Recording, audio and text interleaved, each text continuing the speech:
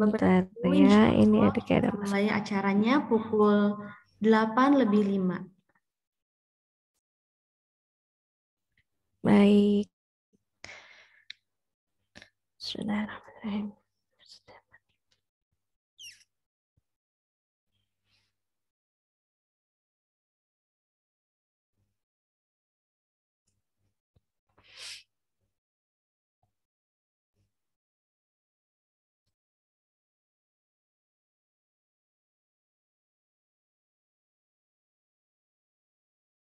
الله عليكم ليحاجوكم به عند ربكم أفلا تعقلون أولا يعلمون أن الله يعلم ما يسرون وما يعلنون ومنهم أميون لا يعلمون الكتاب إلا أماني وإن هم إلا يظنون فويل للذين يكتبون الكتاب بأيديهم ثم يقولون هذا من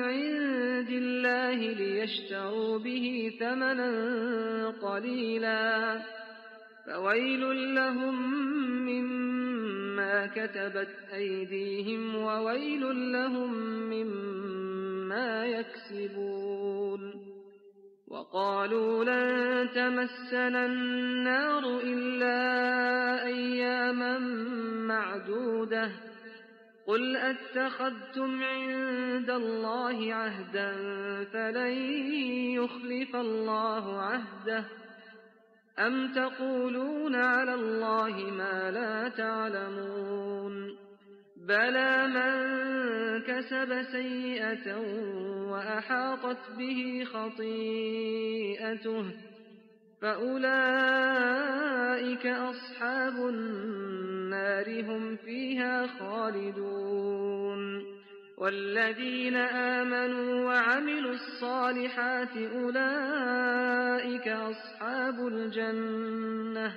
هم فيها خالدون وإذ أخذنا ميثاق بني إسرائيل لا تعبدون إلا الله وبالوالدين إحسانا وذي القربى واليتامى والمساكين وقولوا للناس حسنا وأقيموا الصلاة وآتوا الزكاة ثم توليتم إلا قليلا منكم وأنتم معرضون وإذ أخذنا ميثاقكم لا تسفكون دماءكم ولا تخرجون أنفسكم من دياركم ثم أقررتم وأنتم تشهدون ثم أنتم هؤلاء تقتلون أنفسكم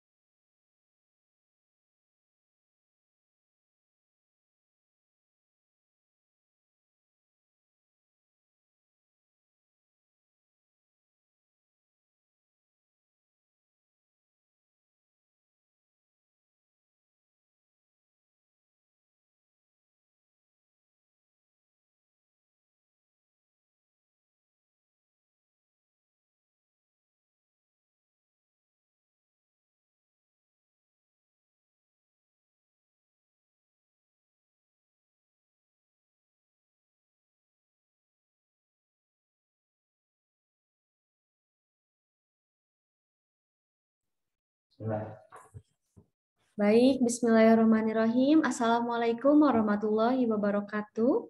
Waalaikumsalam warahmatullahi wabarakatuh. Alhamdulillahirabbil alamin wa bihi nasta'in wa ala umuri dunya waddin wa ala alihi wa sahbihi ajmain. Amma ba'du. Alhamdulillahirabbil alamin, Masya Allah, pada kesempatan yang berbahagia ini, alhamdulillah kita dapat melaksanakan kegiatan majelis saku pada malam hari ini, tanggal 29 Januari 2022. Shalawat beserta salam semoga tercurah limpahkan kepada junjungan kita Nabi besar Muhammad Sallallahu Alaihi Wasallam. Tak lupa saya ucapkan terima kasih kepada para peserta yang telah hadir dan juga kepada para donatur serta pemateri kita yang Masya Allah Ibu Mia. Untuk memulai acara pada malam hari ini, marilah kita mengucapkan basmalah bersama-sama. Baiklah, selanjutnya yaitu pembacaan ayat suci Al-Quran yang akan dibacakan oleh salah satu santri pesantren binaan Saku yang saat ini telah menyetorkan hafalannya sebanyak 15 juz Al-Quran. Kepada Ananda Payat, dipersilahkan.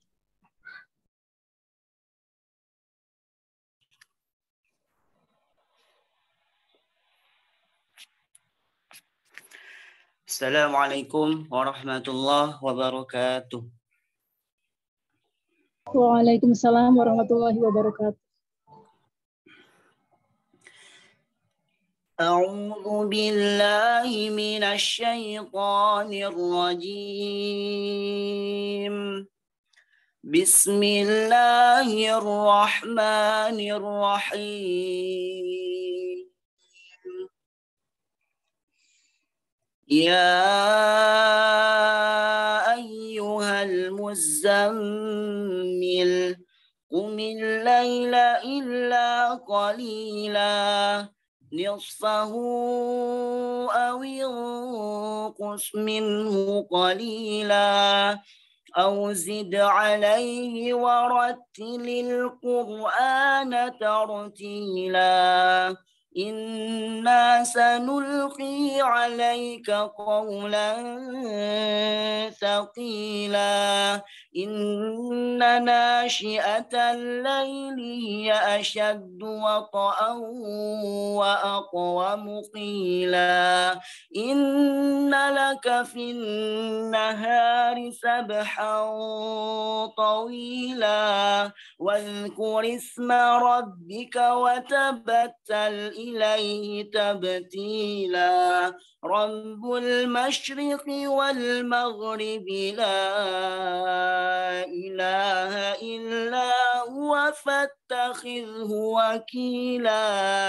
Wasbir ala ma yaquluna wahjurhum hajran jamila. Shadaqallahul azim. Wassalamualaikum warahmatullahi wabarakatuh. Waalaikumsalam warahmatullahi wabarakatuh.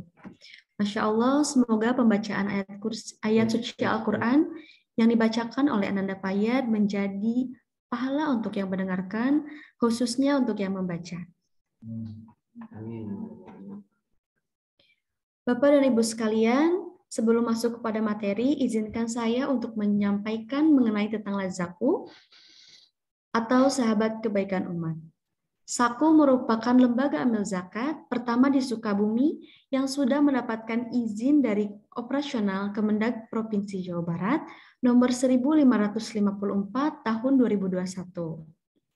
Saat ini Saku konsen dalam bidang pemberdayaan umat dengan 5 pilar program, yaitu kesehatan, pendidikan, pemberdayaan umat, dan juga dakwah. Dan program Majelis Saku pada malam hari ini merupakan salah satu program dakwah sebagai syiar keilmuan untuk masyarakat yang diadakan rutin setiap bulannya. Dengan menyajikan materi yang sering menjadi permasalahan dan perbincangan di tengah-tengah masyarakat. Dan insya Allah pada malam hari ini pun Majelis Saku diadakan merupakan bentuk dakwah kita kepada umat karena banyak sekali masyarakat yang mengeluhkan tentang kesehatan mental di media sosial. Maka dari itu, kita akan sama-sama belajar bersama Ibu Mia Silmiah yang merupakan konselor Islam juga Direktur Utama Rumah Besar Konseling Islam.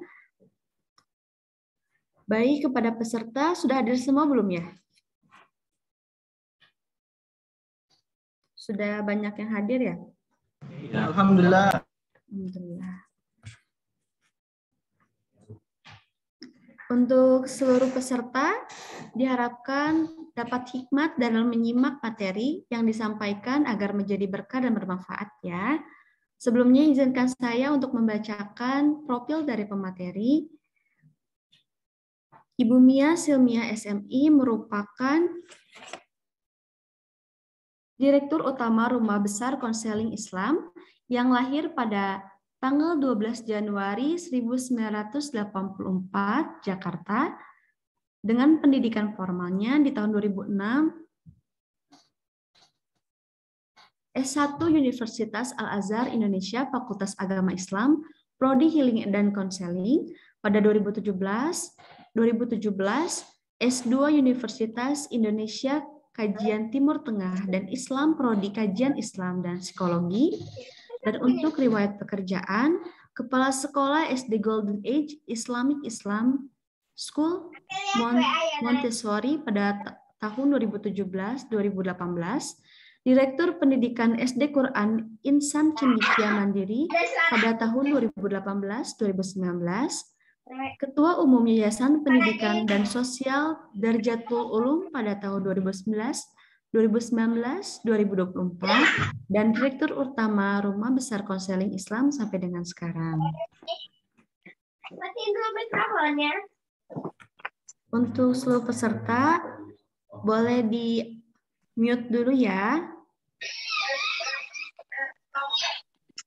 Ada gak?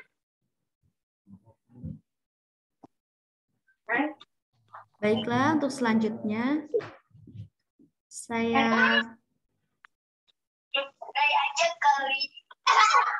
Ada suara akunya kedengeran gak? Ya. Atau coba. Selanjutnya yaitu acara inti. Untuk pemateri, maka dipersilakan Ibu.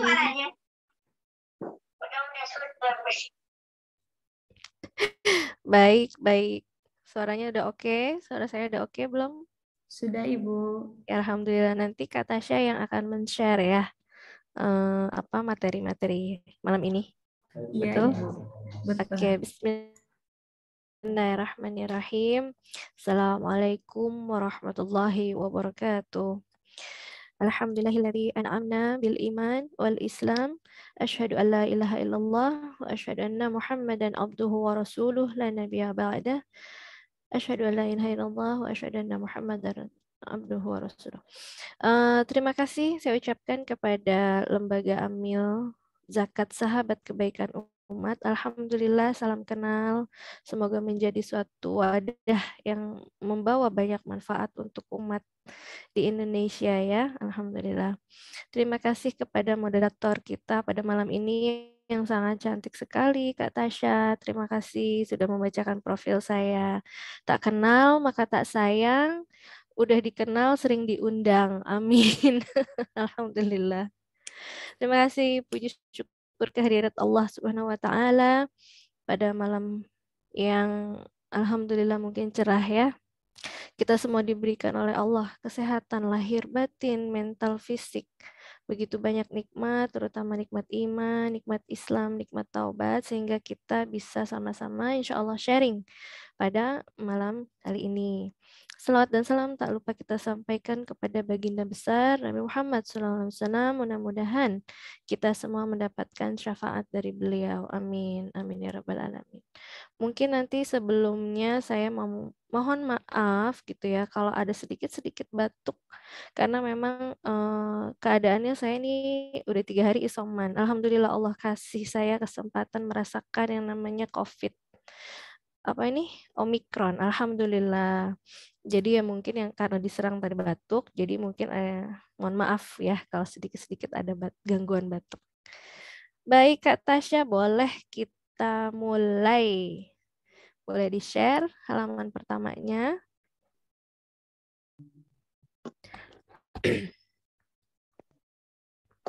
Nah, karena kita udah di penghujung minggu ya, saya mau tahu dong nih kabar-kabar teman di sini. Bagaimana kabar pekan ini selama 1 minggu ini, bukan hari ini aja ya. Coba dong di-share ke saya. Ada nggak sih yang very happy, excited? Ada yang seneng banget, semangat banget. Ada juga yang happy aja, cheerful, ceria-ceria, satisfied, puas mungkin ada pencapaian. Atau nomor 3, oke doang, oke. Atau 3 ke bawah nih yang ngeluarin air mata semua nih. Ada angry, upset, saya marah, saya sedih minggu ini. Ada juga yang nomor 5 ada yang sedih, kecewa, afraid, hate, benci. Atau juga ada yang nomor 6 sedih banget, exhausted, kecapean. Saya mau tahu dong kabar teman-teman di sini. Ada yang nomor berapa aja nih? Boleh di-share di chatnya. Apa sih yang teman-teman rasain di minggu ini? Mas Septiawan, apa ini? Nomor berapa nih, Mas? Nomor 4, 5, atau 6 nih. Yang lain mana? Mau tahu dong kabar pekan ini? Ayo kita share perasaannya sebelum kita memulai tentang sesuatu yang berkaitan dengan kesehatan mental. Ada Kak Dias, berubah-ubah Bu. Aduh, berubah-ubah ya. Berubah-ubahnya dari nomor 1, 2, 3 dong gitu. Ada Kak Dewi nomor 2. Oke, good. Mana nih? Nomor 6.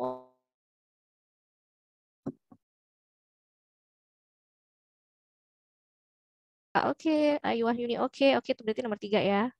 Ada Karisma nomor 6. Oh, ada juga ya. So sad, exhausted.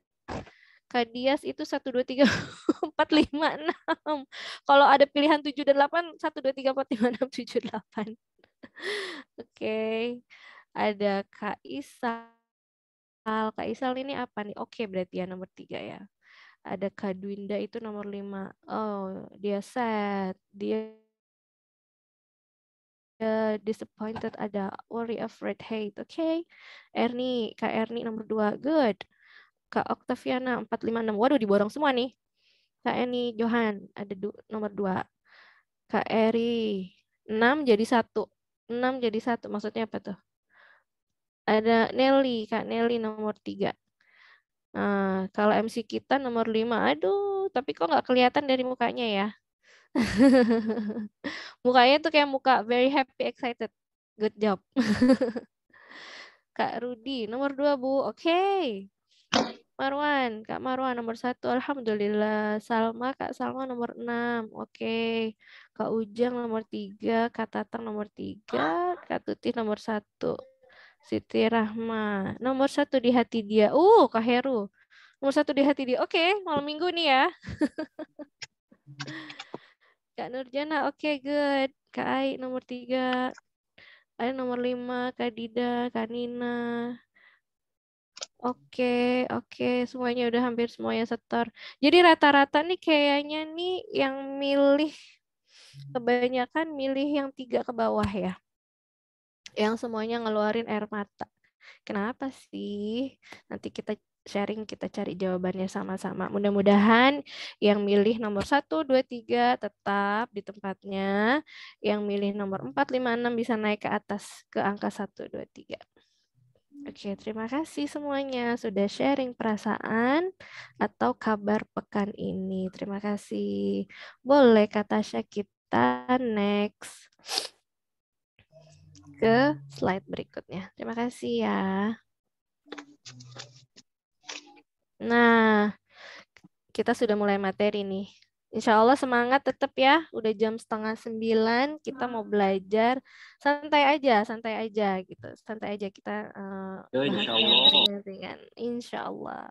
Oke. Semangat Bu. Iya siap. Semangat semuanya. Terima kasih. Sampai tengah malam. Iya sampai tengah malam. Boleh. Nanti insya Allah. Kalau sayanya nggak ketiduran, tiba-tiba saya hilang ya tidur gitu ya.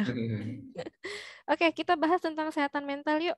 Kalau kita membahas tentang kesehatan mental itu ada dua perspektif. Pertama, dari segi psikologi umum. Dari segi yang umum-umum, baru nanti kita akan membahas kesehatan mental dari segi psikologi Islam. Nah, ini kita dari segi psikologi umum dulu. Menurut WHO, ini bukan WHO ya, tapi WHO, World Health Organization.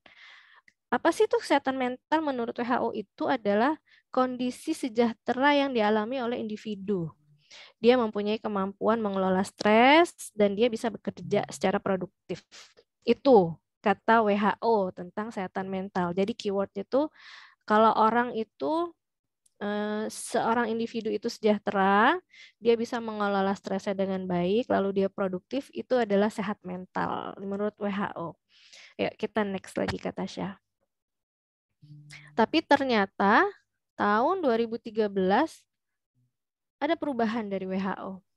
Ternyata yang namanya sehat mental itu bukan hanya diri sendiri gitu, tapi sehat mental juga bermanfaat untuk orang lain. Kalau tadi kan seputar individual aja gitu. Jadi kalau menurut WHO nih setelah direvisi, kalau dia berhasil dengan dirinya sendiri, dia bisa mengelola stres dengan baik, dia bisa produktif. Tapi ketika dia berhadapan dengan orang dia tidak bisa, berarti dia tidak sehat mental. Oleh karena itu direvisi nih sama WHO tahun 2013 yang namanya sehat mental itu bermanfaat buat diri sendiri. Dia bisa mengelola stres, lalu dia bisa produktif gitu. Dan secara garis besar, sehat mental itu adalah tidak ada gangguan. Artinya semua masalah yang dia hadapi terselesaikan. Finish business, tidak ada yang tidak selesai. Itu menurut WHO. Oke, next. Nah, sekarang menurut psikologi Islam, perspektif psikologi Islam apa sih sehat mental? Lebih detail, lebih padat, ya, lebih padat dan lebih tepat sasaran. Tujuannya ada. Kemampuan individu mengelola terwujudnya keserasian, fungsi jiwa terhadap dirinya sendiri, orang lain, lingkungan sekitarnya, secara dinamis, berdasarkan Al-Quran dan As-Sunnah, dan tujuannya kebahagiaan dunia akhirat. Nah, kalau kita lihat kesehatan mental dari psikologi Islam, ini lebih padat. Menjawab 4W1H ya. Why gitu. Why? Kenapa? Jiwa berfungsi dengan baik. Kenapa jiwa berfungsi dengan baik? Karena dia bisa mengatasinya untuk dirinya sendiri, orang lain, dan lingkungannya. Terus tujuannya di mana? Kebahagiaan dunia dan akhirat. Gitu. Caranya gimana? Ada Al-Quran dan Sunnah. Nah ini, kesehatan mental dari segi psikologi Islam lebih detail, lebih padat, dan lebih tepat tujuannya. Jadi di situ tepat. Kalau kita sehat mental menurut Islam, yaitu kita bisa mengatasi diri kita, orang lain, dan lingkungan. Pedomannya ada Al-Quran dan Sunnah, tujuannya adalah kebahagiaan untuk dunia dan akhirat. Kalau tadi psikologi umum itu tidak ada tujuannya mau di dunia aja mungkin ya, tidak ada unsur-unsur akhiratnya, tidak ada pedomannya. Kalau kita pedomannya Al-Quran dan As-Sunnah. Jadi dari sini udah kelihatan ya, perbedaan antara kesehatan mental dari perspektif psikologi umum dan kesehatan mental dari perspektif psikologi Islam. Yuk kita next, boleh. Nah, di sini ada Imam Al-Ghazali. Kenapa sih saya pilih Imam Al-Ghazali? Karena beliau ini yang concern sekali terhadap kesehatan mental, kesehatan jiwa dalam perspektif Islam. Jauh sebelum kita psikologi umum menemukan bahwa keberfungsian individu adalah maksimal ketika dia bisa bereksplorasi terhadap dirinya dan orang lain, Imam Al-Ghazali sudah bilang kalau mental sehat adalah mental yang memiliki iman dan takwa kepada Allah. Kenapa gitu? Kenapa sih kok mental sehat ini harus ada imannya? Karena kalau kita beriman, kita percaya sama Allah. Jadi kalau kita percaya sama Allah, apapun yang Allah kasih, Allah turunkan kepada kita, cobaan, ujian, kesenangan, maka kita akan ridho menghadapinya. Makanya kita harus mempunyai iman. Kita harus bertakwa sama Allah supaya kita menghadapi segala situasi itu baik gitu. Kalau kita iman dan takwa itu sudah terbentuk, kita bisa mengendalikan sikap. sikap kita, tindakan kita, tingkah laku kita sudah akan sesuai. Jadi kalau Imam Al-Ghazali secara garis besar, sehat mental ideal adalah sehat fisik dan psikis. Kalau fisiknya sehat, psikisnya nggak sehat, itu belum sehat mental. Begitu juga sebaliknya. Fisiknya nggak sehat, psikisnya sehat, itu juga belum termasuk kesehatan mental. Spiritualnya, bagaimana hubungannya dengan Allah? Itu harus baik juga. Sosial, kalau spiritual habluminallah, sosialnya habluminannas. Setelah itu apa? Produktif, bermanfaat untuk orang lain, bermanfaat untuk lingkungan sekitar. Bukan berarti kita harus bekerja atau apa ya. Kita bermanfaat, kita menuntut ilmu untuk keluarga kita, untuk anak-anak kita, itu juga adalah segala sesuatu yang sifatnya produktif ya. Kayak sekarang nih, banyak yang ibu-ibu nih saya lihat nih, alhamdulillah nih, eager to learn, pengen belajar. Buat apa sih? Buat anak-anak, terlebih lagi tuh untuk keluarga. Ya itu aja dulu, kita bermanfaat untuk punya ilmu banyak untuk keluarga. Gitu ya. Itu sehat mental menurut Imam Al-Ghazali dan perspektif Islam. Boleh kata saya kita next. Secara garis besar, kesehatan mental umum manusia apa adanya.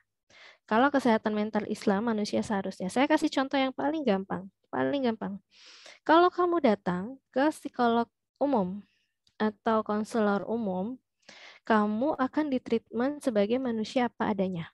Contohnya gini, ada klien yang datang ke psikolog umum dengan diagnosa dia adalah lesbian atau gay. Dia lesbian atau gay datang ke psikolog biasa gitu, psikolog umum ya. Lalu dia akan diterapi atau ditanya sama psikolognya, apa yang kamu rasakan? Saya suka sama jenis. Oke. Terus saya nyaman. Ya sudah, jalanin gitu loh. Karena manusia apa adanya. Itu perbedaannya. Tapi ketika kamu datang ke psikolog Islam, konselor Islam, dengan keluhan saya penyuka sesama jenis, saya gay, saya lesbian, maka konselor atau psikolog Islam itu akan mengarahkan, tidak bisa. Fitrahnya tidak seperti itu. Gitu. Jadi perbedaannya sudah paham ya. Kalau kita membahas tentang psikologi umum, manusia itu apa adanya. Ya udah, kamu suka seperti itu, kamu nyaman dengan keadaan seperti itu, ya udah, nggak ada masalah, apa adanya. Tetapi kalau di dalam Islam, manusia seharusnya seperti apa? Yang sesuai dengan Al-Quran dan Sunnah. Khalifah di Allah di muka bumi ini bagaimana seharusnya, manusia seharusnya. Ini saya kasih gambaran sedikit aja ya tentang aliran-aliran psikologi. Sebelum kita nanti masuk ke pembahasan selanjutnya, ada beberapa aliran dalam psikologi. Ini hanya selintas-lintas biar tahu aja, karena kalau saya jabarin semua ini kayaknya langsung S1 lagi nih yang di sini semua. Sebelum ada psikologi Islam atau psikologi transpersonal, didahulukan adanya psikoanalisis. Ini tokohnya Sigmund Freud. Bisa juga kita bilang psikologi seksual. Kenapa gitu? Karena psikoanalisis ini berpendapat bahwa manusia yang bisa mengaktualisasikan dirinya, manusia yang maksimal adalah manusia yang terpenuhi kebutuhan fisiologisnya, termasuk kebutuhan seksnya itu. Itu yang menjadi dasar dari Sigmund Freud, psikoanalisis. Walaupun sekarang banyak pengikut dari psikoanalisis ini yang sudah meninggalkan itu, membantah itu ya, tetap dipakai, tapi terkenalnya adalah psikologi seksual. Lalu setelah itu berkembang menjadi psikobehavioristik. Ini adalah tokohnya Ivan Pavlov dan Skinner. Kok psikologi binatang? Iya, mereka bereksperimen menggunakan binatang. Ada tikus, ada air liur anjing. Kan tidak bisa disamakan. Sedangkan eksperimen tentang jiwa ya manusia gitu. Tetapi aliran ini menggunakan eksperimennya dengan menggunakan binatang. Makanya dibilang psikologi binatang gitu. Walaupun nanti akhirnya Albert Bandura telah merevisi dan menyempurnakannya menjadi psikologi belajar. Lalu setelah itu ada psikohumanistik atau psikologi keangkuhan. Ini udah manusia nih yang dieksperimen, tetapi belum menemukan titik. Ada satu titik kayaknya manusia ini yang tidak bisa dijelaskan hanya dengan teori-teori jiwa. Nah, akhirnya angkatan psikologi keempat, psikologi transpersonal. Nah, transpersonal ini sudah mulai sudah mulai ya, sudah psikologi, tokoh-tokoh psikologi barat nih sudah mulai. Kayaknya ada sesuatu nih di dalam manusia yang mempunyai satu kekuatan yang lebih besar. Manusia ini kan makhluk mistis, bukannya mistis kayak apa namanya gondoruo, pocong, kuntilanak gitu bukan ya maksudnya ya. Tapi mistis itu ada jiwa yang punya kekuatan lebih yang mengatur manusia gitu. Manusia makhluk yang tidak begitu saja diciptakan gitu. Kenapa? Karena psikolog barat kebanyakan ateis. Mereka tidak percaya Tuhan. Kenapa sih kok mereka tidak percaya? Karena mereka bisa melogikakan segala sesuatu yang terjadi. Jiwa itu bisa dipelajari, padahal jiwa itu adalah hubungan manusia dengan Tuhan pada dasarnya gitu. Tetapi apa namanya psikolog barat banyak yang bukan murtad ya, ateis gitu maksud saya. Banyak yang ateis karena mereka tidak percaya ada kekuatan. Karena manusia itu bisa dieksperimen, bisa diteliti, tidak ada campur tangan Tuhan. Yang orang yang beragama itu adalah psikoneurotik gitu. Itu adalah hayalan gitu. Nah, akhirnya dalam perjalanan psikologi ini terbentuklah psikologi transpersonal, yaitu psikologi yang sudah mulai merasa bahwa ada kekuatan Tuhan. Tokohnya banyak. Ada Con Wilber, Jack Kornfield. Nah, Con Wilber ini mencari Tuhan ke agama Hindu. Gitu. Lalu Jack Kornfield mencari Tuhan, ini psikologi transpersonal ya, kepada ajaran Buddha dengan yoganya, dengan meditasinya. Lalu ada Robert Fraser dan James Fadiman yang mencari transpersonal ini, agama ini ke Islam. Bahkan alhamdulillah Robert Fraser ini menjadi seorang mualaf ya, dengan dan bahkan dia menjadi seorang sufi dengan julukan Syekh Ragib Al-Jerahi. Alhamdulillah saya 2 kali bertemu beliau waktu itu, menjadi seorang mursyid. Alhamdulillah mereka mencari sisi transpersonal ini ke agama Islam gitu. Lalu mereka mengembangkan psikologi Islam dan psikologi sufi. Nah, psikologi Islam ini juga sebenarnya banyak sudah berkembang, tetapi memang belum familiar gitu. Padahal kalau kita bisa mengingat, makanya salah satunya saya mendirikan Rumah Besar Konseling Islam adalah menterapi orang-orang dengan pendekatan-pendekatan Islam. Seperti itu. Psikologi Islam tokohnya Allah Yarham, Profesor Malik Badri, guru saya, alhamdulillah saya ketemu beliau di Malaysia waktu itu. Lalu juga ada profesor dari Indonesia, Profesor Abdul Muji, Profesor Ahmad Mubarak, alhamdulillah saya berkesempatan menjadi murid-murid beliau gitu ya. Jadi sekarang sudah jelas ya gitu awal mula dari psikologi ini sampai ada terbentuknya psikologi Islam. Oke Kak Tasya, kita next. Nah, kita sudah masuk nih ke jenis-jenis gangguan mental dalam perspektif psikologi umum. Kalau kita sering dengar ya, gangguan-gangguan mental tuh stres, cemas, depresi, ada juga bipolar, skizo, paranoia, eating disorder, apalagi. Dan disorder yang lainnya, ini termasuk dalam gangguan mental dalam perspektif psikologi umum. Yuk kita next. Kita bahas beberapa ya gitu yang dekat sekali dengan kita, yang sering kita fenomena yang sering kita alamin, fenomena yang sering kita dengar. Gangguan mental itu yang pertama adalah stres. Stres itu. Aduh, lagi stres nih. Kamu stres tuh. Lihat tuh dia stres. Nah, sering banget sih ya kayak ngomong kayak gitu ya. Dikit-dikit stres tuh kayak stres tuh kambing hitam gitu. Padahal sebenarnya stres itu konotasinya nggak selalu negatif loh, gitu. Walaupun memang nanti kalau tidak ditangani dengan baik, dia akan jadi cemas dan akhirnya depresi. Stres itu adalah apa? Respon tubuh terhadap ancaman yang bisa membahayakan seorang. Stres itu tekanannya namanya stresor. Gitu, tekanan. Stres itu nggak mesti jelek, nggak mesti negatif. Karena stres itu dibagi 2. Ada yang namanya eustress, ya. Saya cari pulpen saya hilang sebentar. Ini dia. Ada yang namanya eustress. Eustress itu adalah stres yang membahagiakan. kok ada ya stres yang bahagia? Setahu saya tuh stres ya stres gitu, pusing.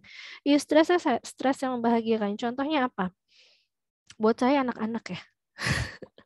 Anak-anak tuh kadang bikin wah gitu ya, bikin aduh, bikin ibunya ngomel segala macam, tapi mereka menyenangkan, menyejukkan hati, membahagiakan kita gitu. Eustress. Lalu yang kedua adalah distress. Nah, distress ini yang memerlukan waktu dan penanganan. Stres itu juga terbagi lagi nih ke dalam 3 bagian. Ada stres ringan, ada stres sedang, dan ada stres berat. Stres ringan adalah stres yang jika kita menghadapi sesuatu bisa langsung kita atasin. Contohnya,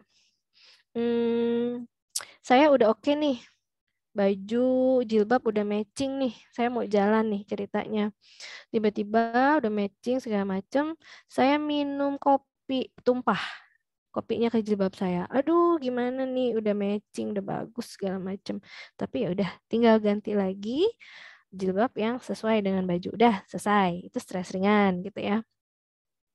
Lalu ada juga stres sedang. Stres sedang ini sebenarnya stres yang paling ideal. Kenapa? Karena stres ini membuat seseorang jadi produktif gitu. Jadi seseorang ini bisa bisa bekerja dengan baik. Stres yang sedang ini contohnya apa? Mahasiswa yang mengerjakan skripsi stres nih gitu, tapi kan dia nggak bisa stres doang, nggak bisa cuma ngomong doang stres, tapi harus dikerjakan. Otaknya bekerja, badannya bekerja. Atau ibu-ibu yang anaknya nggak mau makan sayur.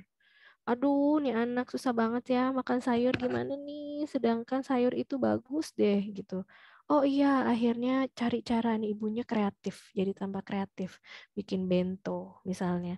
Atau itu sayur misalnya ya pokoknya divariasikan lah. Itu kan membuat kita jadi lebih kreatif, jadi lebih produktif. Itu stres yang ideal yang membuat kita semakin produktif. Lalu yang terakhir stres berat. Nah, stres berat ini yang memerlukan penanganan gitu. Memerlukan penanganan dan efek dari stres ini adalah cemas. Jadi ketika kita stres, maka kita akan cemas. Menghasilkan cemas. Reaksi seorang terhadap stres. Misalnya, saya stres mau menghadapi presentasi gitu. Cemasnya ditandai dengan apa? Perut saya mules gitu. Atau ada orang yang tiba-tiba sakit emah gitu. Atau ada yang jantungnya berdebar-debar. Ada yang juga berkeringat. Ada juga yang bibirnya pecah-pecah gitu. Macam-macam. Itu efek dari stres, yaitu tingkah lakunya menjadi cemas. Nah, ini ada orang gambar sakit di belakang ya. Biasanya ini penegangan otot. Kalau orang stres tuh kadang-kadang pegel, kayak orang pegel, ada tekanan-tekanan di beberapa titik di badannya. Nah, stres, cemas yang berkepanjangan ini tidak bisa kita abaikan begitu saja. Karena apa? Akan menjadi suatu depresi. Penyakit mental. Kalau depresi, kita udah bilang depresi ini udah bukan gangguan lagi, tapi sudah masuk ke ranah penyakit. Penyakit mental. Tandanya apa? Suasana hati buruk. Moodnya tuh swing. Moodnya nggak benar-benar nggak bisa ditebak. Lalu perasaannya ntar tiba-tiba kok dia ngerasa sedih, tiba-tiba ngerasa marah dan macam-macam. Staminanya nggak oke. Selera makan ini bisa jadi nggak selera sama sekali, bisa jadi dia selera makannya bertambah. Gitu. Ada orang yang makannya lebih banyak daripada biasanya atau lebih kurang daripada biasanya, itu bisa juga karena depresi. Pola tidur, sama. Pola tidurnya kebanyakan atau kekurangan. Kamu udah tidur 12 jam, 14 jam, kok kayaknya masih ngantuk gitu. Kok kayaknya masih capek. Nah, ini bisa jadi tanda-tanda depresi. Dan tingkat konsentrasi pasti ya. Dan ini berlangsung selama 2 minggu biasanya gitu. Oke, ini awalnya dari stres, cemas, dan depresi. Yuk kita ke next lagi. Udah seru nih ya kayaknya ya. Ngomongin soal ini. Boleh kata Tasya kita next. Ada nggak sih ciri-cirinya? Ada gitu. Ciri-ciri orang dengan stres itu gimana sih? Orang dengan stres biasanya sulit banget merasa bahagia, anhedon namanya. Biasanya gini, kalau saya nih ya, diajak makan bakso tuh udah girang banget gitu. Makan bakso yuk gitu kan. Misalnya lagi stres-stres nih, lagi pusing-pusingnya, lagi capek-capeknya. Ada teman makan bakso yuk, oke, girang banget tuh gitu kan. Cuma diajak makan bakso bareng aja. Bahagianya tuh gampang gitu. Atau misalnya saya lagi isoman nih, apa nih yang bisa bikin saya mood ya gitu. Saya beli alat lukis. Saya nggak bisa ngelukis, nggak warna-warna aja saya cuma taunya warna basic gitu ya. Tapi itu bisa bikin saya bahagia. Berarti saya nggak bukan orang yang stres berarti karena saya mudah bahagia. Tapi kalau orang dengan stres sih susah banget diajak bahagia. Kita ngeliat nih ada teman kita nih misalnya yang nggak seperti biasanya, kita ke tempat ini yuk. Diajak, oke dia ke sana, tapi di sana dia nggak merasa bahagia, kok susah ya, saya seneng tuh susah gitu, ketawa tuh susah gitu, ya. Orang-orang yang depresi masih nggak sih bisa bekerja? Orang-orang dengan gangguan depresi bisa, mereka masih bisa pergi ke kantor, mereka masih bisa pergi ke kampus, mereka masih bisa bersosialisasi, tapi low moodnya nggak ada sama sekali. Ya jalan nih jalan, emang udah kebiasaan, udah kewajiban kita jalan. Tidak berdaya. Kok kayaknya saya nggak punya tujuan ya gitu. Saya bekerja nih tujuannya apa gitu. Saya kuliah tuh tujuannya apa. Cuman ngikut-ngikut aja, yang penting nggak di rumah. Yang penting orang tua ngelihat saya nggak di rumah. Terus susah tidur. Terus lelah aja bawaannya. Udah tidur 14 jam, tidur 12 jam, tapi kok merasa lelah aja. Itu tanda-tanda orang depresi. Gitu ya. Jadi kalau kita merasa kita tuh nggak punya tujuan, jalan ya jalan aja, kerja ya kerja aja, nggak pakai semangat, nggak pakai tujuan, apalagi nggak pakai lillahi ta'ala. Nah itu udah ciri-ciri orang yang stres. Ada nggak sih faktor penyebabnya? Faktor penyebabnya banyak, tetapi tidak bisa disamakan antara satu orang dengan orang lainnya. Buat saya nih, misalnya, macet. Macet itu buat saya bikin saya stres banget nih saya kok macet. Tapi kalau menurut Kak Tasya, enggak biasa aja saya kalau stres. Kalau macet saya bisa main handphone gitu kan, saya bisa dengar murotal dan lain-lain gitu misalnya. Oh gitu, jadi beda stres saya dengan stresnya Kak Tasya tuh beda. Ada lagi orang yang pandemi. Ada orang yang saya stres nih karena pandemi gitu. Gimana pun nggak bisa, gimana apapun nggak bisa gitu, susah bergerak, susah apapun. Tapi buat orang lain, ya saya stres, tapi ya saya bisa menghadapinya. Nah saya langsung bisa beradaptasi dengan itu. Jadi beda ya antara satu orang. Jadi kita nggak bisa bilang gini ke orang, gitu aja stres, gue biasa aja, nggak bisa gitu. Nggak bisa kayak gitu, tidak bisa disamakan karena buat kita biasa, buat orang lain belum tentu. Kenapa sih kok bisa seperti itu? Yang pertama adalah pola asuh. Nah, untuk ibu-ibu, orang tua di sini, bapak-bapak ya, pola asuh bagaimana sih mendidik anak agar mempunyai mental yang kuat? Karena anak nanti akan punya masa di mana dia harus menyelesaikan masalahnya sendiri, memutuskan masalahnya sendiri, makanya pola asuhnya seperti apa. Jangan terlalu, misalnya kita jangan terlalu dominan kepada anak gitu.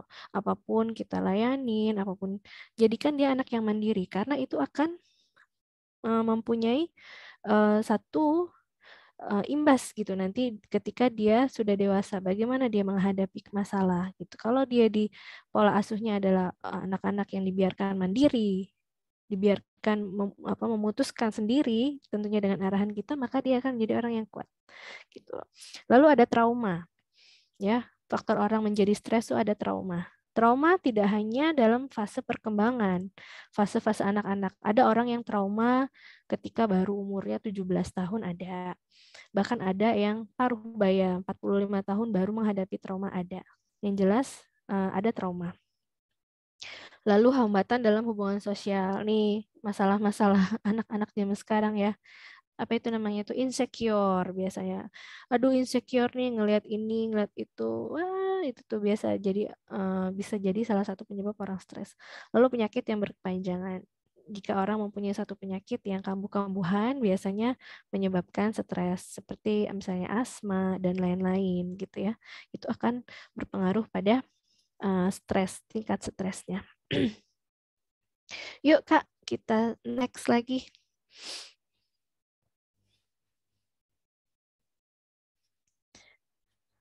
Nah, sekarang depresi. Depresi. Tadi kita udah ngomongin stres, depresi. Depresi ini bisa menyebabkan penyakit hati dan gagal jantung. 58% obesitas karena perubahan pola makan yang drastis dan malas berolahraga pasti ya. Penyakit jangka panjangnya yaitu Alzheimer dan stroke. Walaupun penyakit Alzheimer dan stroke ini bukan hanya diderita oleh orang depresi, tetapi orang dengan depresi kemungkinan besar akan menderita Alzheimer dan stroke. Pola makan yang drastis dan malas berolahraga. Makanya salah satu terapi untuk kita supaya menghindari stres depresi itu adalah olahraga untuk melepaskan energi negatif gitu ya. Nah ini ada benar-benar apa ya, kita di sini ada ibu-ibu atau calon ibu, calon bapak-bapak dan calon bapak ya. Bagaimana sih dampak stres terhadap ibu yang hamil gitu? Ibu yang stres pada saat kehamilan menyebabkan plasenta bisa menyalurkan kortesa. Hormon kortesa ini sebenarnya hormon bagus ya, hormon yang menghasilkan kegembiraan. Tetapi ketika hormon ini terlalu banyak membanjiri bayi atau calon bayi yang ada di dalam tubuh kita, di dalam rahim kita, ini tidak bagus. Kenapa? Akan menyebabkan hipokampus lebih kecil dibandingkan dengan bayi normal lainnya. Apa sih itu hipokampus? Hipokampus itu adalah satu bagian di sistem limbik. Sistem limbik ini bagian dari otak ya, gitu. Namun bisa diperbaiki dengan respon baik pada usia golden age. Golden age ini adalah 1000 hari pertama atau malah ada yang bilang 8 sampai 8 tahun. Hipokampus, kita balik lagi ke hipokampus. Kenapa nih hipokampusnya bisa lebih kecil pada ibu yang stres? Bisa nggak diperbaiki? Bisa dengan terapi-terapi, tetapi alangkah baiknya kalau dan normalnya ini belum tentu bisa normal seperti anak yang normal lainnya yang hipokampusnya tidak kecil. Untuk diperbaiki bisa, cuman memerlukan terapi-terapi dan waktu biasanya. Kan kita maunya anak kita tuh sehat, sempurna, lahir batin semuanya ya gitu. Hipokampus ini bentuknya kayak kuda laut. Nanti boleh di-searching. Fungsinya apa sih kalau hipokampusnya itu lebih kecil? Hipokampus ini fungsi yang paling utama adalah penyimpanan memori. Jadi ketika orang hipokampusnya rusak, bayi atau siapapun, orang dewasa kah gitu ya, hipokampusnya rusak, dia akan mempunyai masalah dengan memori. Dengan memori. Makanya orang Alzheimer juga hipokampusnya yang rusak ya. Orang hipokampusnya itu lebih kecil, pengaruhnya adalah dia kehilangan memori. Jadi dia pernah ke sini tapi dia lupa. Dia nggak bisa mengingat nama orang. Dia nggak bisa mengingat jalan. Terus juga mengatur perilaku dan emosi. Ya, jadi ketika bagaimana kita harus berperilaku kepada orang, apakah harus dengan tenang dan lain-lain itu tidak bisa kalau hipokampusnya rusak. Gitu. Bagaimana kita juga survive ya, bagaimana makan, cara megang sendok, bagaimana mandi, cara membersihkan badan itu tidak bisa dilakukan pada orang yang hipokampusnya rusak. Makanya ketika nanti kita ada yang hamil ya, calon ibu, calon bapak, ibu-ibu yang sedang program hamil, ketika kita sudah mulai tahu kita hamil, yuk jangan sampai kita stres, happy terus happy karena nanti efeknya bisa sangat berbahaya gitu, oke? Bisa next Kak Tasya. Maaf saya mau batuk dulu sebentar.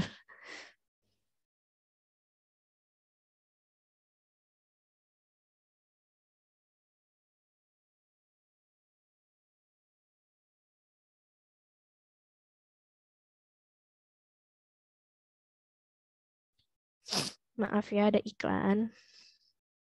Oke. Nah, bagaimana nih penanganannya?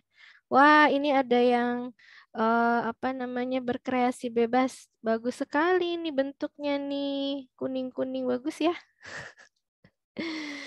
Ada ada anak yang ikut belajar. Oke, kita berbicara tentang healing. Tadi kita udah bahas tentang stres, depresi, masalah-masalah. Lalu kita berbicara tentang healing, penyembuhan. Penyembuhan dari masalah-masalah kesehatan mental, gangguan mental. Yang pertama, self-acceptance, penerimaan diri. Kita harus menerima diri kita dulu. Apapun masalah yang kita hadapin, yuk kita terima dulu. Yuk, ini adalah ketentuan Allah gitu. Tapi ini secara psikologi umum ya. Saya belum membahas tentang psikologi Islam. Ini adalah terapi-terapi yang diberikan kepada pasien oleh psikolog umum ya. Penerimaan diri. Lalu terapi relaksasi. Ada yoga, ada meditasi, relaksasi apa itu namanya tuh? Hypnobird dan segala macam-macam. Relaksasi itu macam-macam. Lalu terapi here and now. Sekarang biasanya nih untuk orang yang cemas ya. Cemas itu kan segala sesuatu yang belum terjadi. Kita fokus kepada sekarang dan di sini gitu. Biasanya itu untuk orang-orang yang cemas. Lalu ada CBT. Ini yang paling populer, Cognitive Behavior Therapy.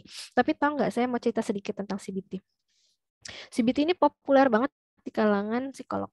Benar, banyak banget yang pakai terapi CBT. Tapi tahu nggak sih sebenarnya siapa pertama kali yang menemukan konsep CBT?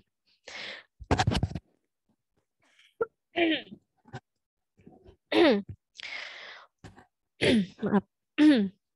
CBT, Cognitive Behavior Therapy, pertama kali itu ditemukan oleh siapa? Abu Zaid al-Balkhi. Abu Zaid al-Balkhi. Nanti boleh di-searching siapa sih beliau itu. Mungkin beliau itu kalau pastinya beliau itu dilahirkan di Afghanistan karena kan beberapa abad yang lalu itu nama tempat itu kan masih samar ya. Kira-kira beliau dilahirkan di Afghanistan. Beliau mempunyai satu karya judulnya Pemeliharaan Jiwa. Beliau bilang bahwa jika nafas sakit, jika jiwa sakit, maka fisik atau tubuh nggak akan bahagia. Beliau bilang gitu. Lalu bagaimana caranya supaya bahagia? Positive thinking dan bertindak baik. Kognitifnya baik. Kognitif itu adalah bagaimana cara dia mengolah segala sesuatunya secara baik, secara positif. Perlakuannya juga positif, gitu ya, positif dan bertindak baik. Lalu fisik dan mental saling berhubungan satu sama lain. Ini adalah terapi CBT ala Abu Zaid al-Balkhi yang kemudian 1 milenium kemudian, 1 abad kemudian baru dikembangkan oleh Freud. Ini Masya Allah kalau kita tahu ya sejarahnya, CBT ini paling populer. Tapi pertama kali yang melahirkan konsep CBT adalah Abu Zaid al-Balkhi, orang Islam, Muslim, ilmuwan Muslim dari Afghanistan. Masya Allah. Lalu juga ada olahraga ya sebagai salah satu bentuk dari healing. Lalu positive self building, menerima hampir sama dengan self acceptance ya. Ini adalah terapi-terapi yang dipakai untuk dan dipakai oleh para psikolog kebanyakan untuk kasus-kasus kesehatan mental. Yuk kita next lagi. Lalu bagaimana sih terapi-terapi? Oh ini dulu, oke. Lalu tadi kita udah tahu nih yang namanya gangguan kesehatan mental dalam perspektif psikologi umum. Tadi ada skizo, cemas, depresi. Tetapi kalau dalam Islam, ya selain skizo, selain cemas, selain stres, ini adalah faktor yang paling utama gitu ternyata, gangguan mental. Gangguan mental dalam Islam itu apa sih? Suuzon. Suuzon itu termasuk gangguan mental loh. Hasad, dengki, was-was, bakhil, pelit, medit, irit, apalagi kuret, macam-macam dan teman-temannya. Bakhil, boros juga gangguan mental dan lain-lain. Jadi lebih spesifik ya kalau gangguan mental dalam psikologi Islam nih. Ada suuzon, ada hasad, ada dengki gitu. Ini ada beberapa orang nih. Yang mana nih kira-kira yang suuzon? yang hasad dengki nih. Ini adalah salah contoh-contoh jenis gangguan mental dalam psikologi Islam. Kalau tadi psikologi umum kan yang biasa kita dengar lah, cemas, stres, skizo, dan lain-lain. Tapi kalau dalam perspektif psikologi Islam beda. Ada suuzon, ada hasad, ada dengki, ada was-was, dan lain-lain. Yuk kita next.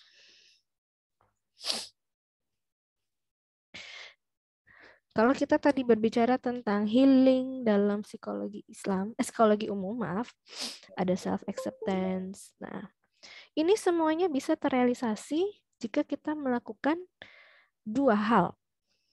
Ini yang paling banyak saya pakai ya ketika menterapi klien dengan gangguan-gangguan mental apapun itu ya. Pertama yang saya yang kami terapkan adalah sebentar.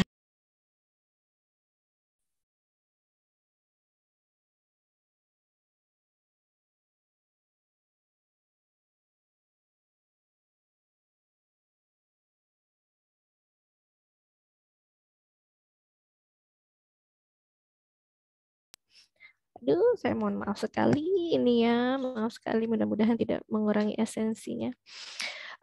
Yang pertama kali kita lakukan ketika untuk menghealing para klien-klien kita yang mempunyai gangguan mental itu pertama adalah terapi syukur. Kok bisa ya bersyukur ya? Gitu. Apa nih hubungannya sama kesehatan jiwa kalau syukur itu? Nah, syukur. Apapun yang kita hadapin, kita harus syukur.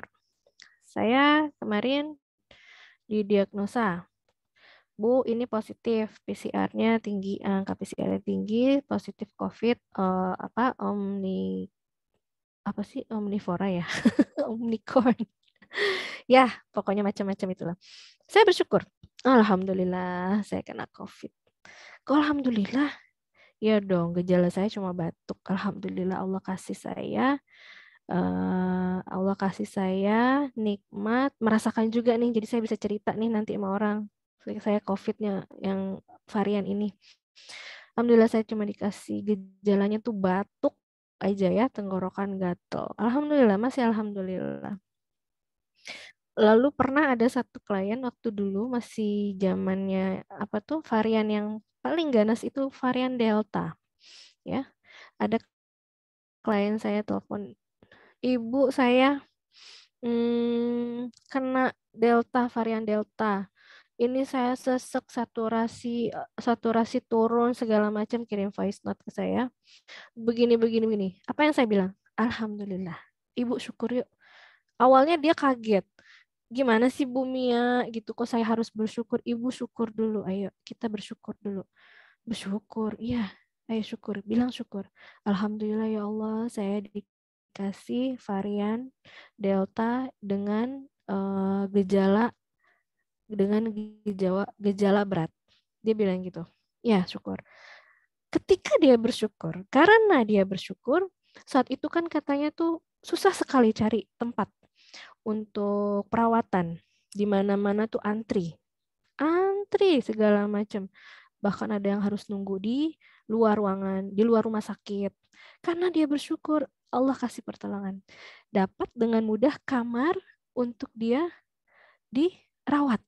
Sebegitu gampangnya. Padahal dia bukan pejabat, bukan orang yang berpengaruh ya gitu. Mungkin kalau pejabat dan segala macam ada fasilitas. Tapi tidak. Ketika saya bilang, Ibu, ayo kita bersyukur yuk ya. Ya udah, dia bersyukur. Saat itu juga Allah kasih. Gitu. Allah kasih kemudahan dapat ruangan. Di dalam ruangan masih kirim voice note sama saya. Ibu, saya udah bersyukur, saya dapat ruangan. Oke, terus bersyukur. Saturasi oksigennya turun waktu itu ya. Sempat drop, sempat dipegang sama perawat handphonenya. Saya bilang, perawat, suster, nanti tolong bilang, Ibu, tolong harus selalu bersyukur. Dibilangin sama perawatnya mungkin. Dia tidak mengucapkan kata-kata lain selain alhamdulillah. Pokoknya bersyukur. Ketika dia bersyukur, saturasi oksigennya cepat naik, ya, cepat naik. Orang mungkin dirawat dengan gejala berat itu bisa seminggu, bisa 2 minggu. Alhamdulillah, karena banyak bersyukur. 4 hari selesai, 4 hari pulang, sehat walafiat sampai sekarang. Alhamdulillah. Itu dahsyatnya ketika kita bersyukur. Nah, kan yang paling susah itu bersyukur. Kamu bersyukur ketika kamu mendapat kebahagiaan itu biasa. Alhamdulillah suami saya dapat promosi, alhamdulillah dapat rezeki, alhamdulillah lulus, alhamdulillah anak saya seperti ini. Syukur ketika kamu sedang bahagia itu biasa. Hal yang sangat biasa. Kalau kamu bersyukur ketika kamu bahagia. Sama seperti kamu sedekah ketika kamu punya uang. Itu hal yang biasa. Ya, ketika kamu punya uang nih, kamu sedekah. Ya, pahalanya dapat. Insya Allah pahalanya dapat. Tetapi ketika kamu tidak punya apa-apa, kamu cuma punya sedikit, tetapi kamu bersedekah. Itu pahala yang luar biasa, yang paling mulia. Sama juga dengan bersyukur. Bersyukur ketika kita bahagia itu hal yang biasa. Tetapi ketika kita sedang sedih, sedang susah, ya, sedang apapun itu keadaannya, kita bersyukur, itu yang luar biasa. Itu yang Allah dengar ternyata. Gitu. Karena apa? Ketika kita mensyukuri hal-hal kecil, maka ketika kita mendapatkan hal-hal yang besar, kita jadi menikmatinya. Gitu. Bukankah la in syakartum la azidannakum wala in kafartum inna adzabi lasyadid. Syukur aja dulu. Syukur hal-hal yang kecil, maka Allah akan tambahin. Kalau kamu nggak bersyukur dengan hal yang kecil, kamu nggak akan merasakan nikmatnya hal-hal yang besar. Atau boleh jadi kamu malah nggak akan dapat nikmat yang besar, karena hal-hal yang kecil kamu nggak syukurin. Nah, terapi yang pertama adalah terapi bersyukur. Dari terapi bersyukur ini, kamu akan punya self-acceptance, penerimaan diri. Apa ya hubungannya ya gitu, self-acceptance itu penerimaan diri dengan syukur. Ketika kita bersyukur, penerimaan terhadap diri kita itu lebih besar. Oke, saya memang gemuk ya, tapi saya bersyukur gemuknya saya ini boleh jadi disukain sama suami saya. Berarti suami saya nggak pelit misalnya, sering jajan gitu ya. Wah, itu bohong ya cerita apa namanya, ini aja gitu, alasan saya aja nih gemuk gitu, atau apa macam-macam. Yang terlalu kurus kayaknya pengen gemuk, yang gemuk kayaknya pengen kurus, yang tinggi ngerasa aduh kejangkungan nih, susah cari pasangan misalnya, yang pendek kemana-mana capek pakai high heels terus gitu. Nah, ketika kita bersyukur, penerimaan pada diri kita itu akan semakin besar. Oh, nggak apa-apa saya gemuk gitu. Yang penting gemuknya saya ini disukain sama suami saya gitu. Oh, nggak apa-apa saya kurus, suami saya sukanya badannya yang apa namanya atletis misalnya ya, proporsional misalnya. Nggak apa-apa saya pendek, imut-imut segala macam, nggak apa saya jangkung jadi bisa nolong orang ganti bohlam misalnya gitu. Self acceptance-nya tinggi ketika kita bersyukur dan lain-lain. Oleh karena itu ketika kita menerapkan terapi syukur, yang kita dapat adalah penerimaan diri yang besar dan positive self building. Langsung dapat 2 tuh terapinya. Kalau tadi kan dalam terapi di psikolog umum itu satu-satu terapinya, tapi ketika bersyukur langsung kamu dapat 2 terapi. Positive self building. Kamu melabeli diri kamu adalah orang gemuk yang sehat, orang gemuk yang disayang suami, gitu. Kamu melabeli diri kamu orang jangkung yang banyak manfaatnya untuk orang, gitu. Positive self building. Lalu terapi kedua yang paling banyak kita pakai adalah terapi dari Allah untuk Allah. Udah, kalau ini udah kelar deh, apaan aja juga jadi udah. Here and now.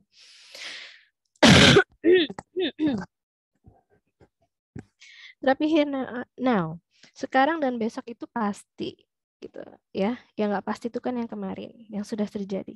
Tapi ketika kamu mempunyai terapi dari Allah untuk Allah, besok atau hari ini atau lusa, ya udah hidupnya cuma buat Allah gitu. Allah mau kasih cobaan seperti apa, gampang gitu. Karena dia sudah membangun dirinya dari Allah untuk Allah. CBT juga, cognitive behavior therapy. Ketika kamu sudah mempunyai nikmat atau metode dari Allah untuk Allah, maka perilakumu, kata-katamu, tindakanmu itu tidak akan bertentangan yang membuat kamu akan sakit atau merasakan gangguan mental. Nanti ada nih di sini. Karena apa? Lalu dari Allah untuk Allah itu relaksasi salah satunya. Relaksasi. Fitrah manusia itu sehat. Fitrah manusia itu sehat. Baik itu lahir, batin, mental, fisik, itu fitrah manusia itu sehat. Maka ketika kamu ada melakukan sesuatu yang Allah tidak sukai, kita berbicara dari Allah untuk Allah, maka itu kemungkinan kesehatan atau kamu mengalami gangguan kesehatan mental dalam psikologi Islam. Kenapa? Karena perbuatan dosa akan membuat seseorang merasa cemas. Melakukan dosa atau maksiat akan menimbulkan kegelisahan. Itu akan menimbulkan konflik dalam diri. Oleh karena itu, ketika kamu sudah bersandar dari Allah untuk Allah, maka segala perilaku, segala perbuatanmu tidak akan jauh-jauh dari hukum-hukum Allah gitu. Karena ketika kamu nanti ngerasa cemas, was-was itu pasti karena kamu punya sesuatu yang kamu langgar, yang Allah tidak suka. Nah, apa sih relaksasinya nih? Banyak ya relaksasinya. Mungkin kalau di psikologi, di terapi-terapi biasa tuh yoga. Saya belum pernah yoga tuh. Kayak gimana sih yoga? Katanya bisa bikin kurus juga ya. Nah, lo kurus lagi. Relaksasi yoga, terus meditasi segala macem ya. Itu kan diadaptasi dari Hindu, dari Buddha. Agama Islam udah ngajarin dari dulu tuh. Yang paling gampang adalah wudhu. Wudhu itu artinya apa? Bersih, membersihkan, ya, membersihkan. Baik itu membersihkan kotoran yang fisik maupun kotoran yang psikis. Ya, ketika kita marah, apa yang Rasul langsung suruh? Kamu wudhu. Kalau kamu marah ketika berdiri, kamu duduk. Ketika kamu marah duduk, kamu berbaring. Dan yang paling gampang adalah wudhu gitu. Marah itu kan datangnya dari setan gitu. Setan itu dibuat dari api. Maka api padamkanlah dengan air. Caranya wudhu. Relaksasi wudhu. Kalau kamu ngerasa marah terus gitu ya, moodnya nggak enak, wudhu udah gitu, selesai. Fungsi wudhu apalagi untuk untuk terapi banyak gitu. Ketika kita membasuh muka, kita berbicara tentang wudhu yang benar ya, bukan wudhu yang plak gitu. Apalagi nih perempuan-perempuan nih ya, gitu. Dulu saya juga gitu, saya ngomongin diri saya deh. Dulu karena takut sama bedaknya luntur ya, wudhu cuma plak ya udah kena basah gitu. Daripada ntar bedaknya luntur ya, maskaranya pakai lagi segala macam, wudhu cuma gitu kan. Tangan juga nggak sampai siku gitu kan. Yang penting udah basuh gitu. Padahal ketika kita berbicara tentang wudhu dengan benar, wudhu dengan baik, banyak sekali manfaatnya. Ketika kita membasuh muka yang benar ya, titik-titik di muka ini, ya kalau aku puntur tuh, titik-titik di muka ini pengaruhnya sama apa? Usus, ginjal. Di samping untuk kebersihan ya, di samping untuk kebersihan muka. Titik-titik pada muka ini berpengaruh pada usus dan ginjal. Bayangin deh kamu wudhu, misalnya cuma buat sholat aja sehari 5 kali. Kamu menitik-nitik atau mentotok-totok bagian muka kamu tuh yang berpengaruh sama usus dan ginjal. Apalagi bayangin kalau kamu sering wudhu. Mau jalan wudhu, ya kan? Mau ikut seminar wudhu. Berapa kali tuh kamu mentotok-totok membasuh muka kamu yang berpengaruh dengan kesehatan usus dan ginjal kamu. Itu baru kita ngomongin muka ya. Wudhu itu banyak banget. Terus yang paling signifikan telinga. Stop. Bagaimana nih telinga nih gitu. Telinga itu tekanan darah. Tekanan darah. Kita nitik-nitik telinga yang bagus ya, wudhu yang benar, kita basuh semua bagian-bagian telinga, itu berpengaruh pada tekanan darah. Tekanan darah yang turun atau yang kurang kurang normal ya, kan ada tekanan darah rendah atau darah tinggi. Di situ terapinya, kuping. Ini kita baru bahas tentang muka dan telinga aja, belum yang lain. Gitu. Nah, terapi relaksasi itu dengan wudhu salah satunya yang paling gampang. Lalu apa? Zikir, ya. Biasa zikir. Zikir membuat hati kita menjadi tenang. Tapi zikir yang seperti apa? Zikir yang penuh kepasrahan. Kadang-kadang kita kan cuma di mulut aja, baru di mulut aja. Bukan kita deh, saya deh gitu ya. Kalau di sini insya Allah orangnya semuanya penuh kehusyuan. Kadang-kadang saya baru di bibir aja. Astagfirullah, astagfirullah. La ilaha illallah, la ilaha illallah, segala macam zikir. Nah, bisa menjadi relaksasi, ya salah satu teknik relaksasi ketika kita mengucapkannya dengan penuh pasrah. Gitu. Bagaimana caranya kita pasrah? Fokus. Bagaimana caranya kita fokus? Ya, nah itu Nanti yang jadi tugas seorang konselor bagaimana menterapi klien untuk menjadi fokus dulu. Lalu sholat, dahsyatnya, Masya Allah. Tadi kita ngomongin wudhu aja belum selesai, cuman 2 doang, muka sama telinga. Apalagi kita ngomongin sholat, gerakan-gerakan sholat. Sholat berpengaruh pada kesehatan pencernaan. Kok bisa ya? Bisa. Pagi-pagi belum sarapan, belum apa, kita udah sholat, sudah bergerak. Itu berpengaruh sekali dengan pencernaan kita. Apalagi kalau kita awali dengan sholat-sholat sunnah ya. Misalnya ada yang langsung digabung nih, habis tahajud, sholat sunat fajar, subuh, segala macam. Ini salah satunya untuk kesehatan pencernaan. Karena ketika kita belum diisi apa-apa, bangun pagi kita sudah melakukan olahraga. Lalu ada lagi untuk kesehatan sirkulasi darah ketika kita sujud. Kebanyakan orang dengan gangguan mental, itu masalahnya ada di mana sih? Di otak. Ya, ada kerusakan-kerusakan pada otak. Kenapa? Salah satunya adalah peredaran darah yang tidak lancar. Gitu. Makanya kalau orang dengan skizofrenia bisa dengan alternatifnya terapi akupuntur untuk melancarkan peredaran darah. Jadi nggak hanya cuman obat-obatan ya, Prolox, Zulov itu orang-orang depresi, tapi juga salah satunya adalah dengan akupuntur. Nah, untuk mencegah jangan sampai kita depresi, laksanakan sholat dengan baik. Gerakan-gerakan sholat dengan baik. Gerakan duduk di antara 2 sujud, ya, atau gerakan tasyahud. Nanti dipraktekin gimana tuh gerakan yang baik duduk. Yang kakinya dilipat dua-duanya, ya, kakinya terus pantatnya tuh menyentuh. Itu sebenarnya adalah terapi pijatan. Kalau kita benar-benar mau memahami ya, benar-benar kita ketika sholat, kita melakukan gerakan dengan baik, dengan benar. Itu adalah terapi pijatan yang berfungsi untuk saraf tulang belakang. Masya Allah, saya baru ngomong tentang duduk di antara 2 sujud sama sujud doang. Belum ruku dan lain-lain. Makanya dalam Islam itu relaksasi itu gak mesti susah-susah, yoga, semedi, nggak usah. Kamu wudhu aja udah termasuk relaksasi. Kamu berzikir, apalagi kamu sholat. Gitu. Lalu yang nggak kalah dahsyat adalah puasa. Kok bisa ya puasa itu jadi relaksasi? Salah satu bagian dari terapi bisa. Apa sih yang kamu dapetin ketika puasa? Lapar, ya. Lapar adalah titik terendah manusia. Tapi ketika kamu sedang menghadapi titik terendah kamu, yaitu lapar, kamu dipaksa untuk bersabar. Gitu. Kamu dipaksa untuk mengendalikan sesuatu yang tidak baik. Padahal kamu sedang dalam keadaan paling bawah. Keadaan paling bawah manusia itu adalah lapar. Gitu. Tapi tetap ketika kamu lapar, kamu harus tetap menahan emosi. Kamu harus tetap bersabar. Disitulah pentingnya terapi puasa. Gitu. Dari penahanan ketika kita puasa itu imbasnya pada kesehatan atau pada penyakit mental yang lain.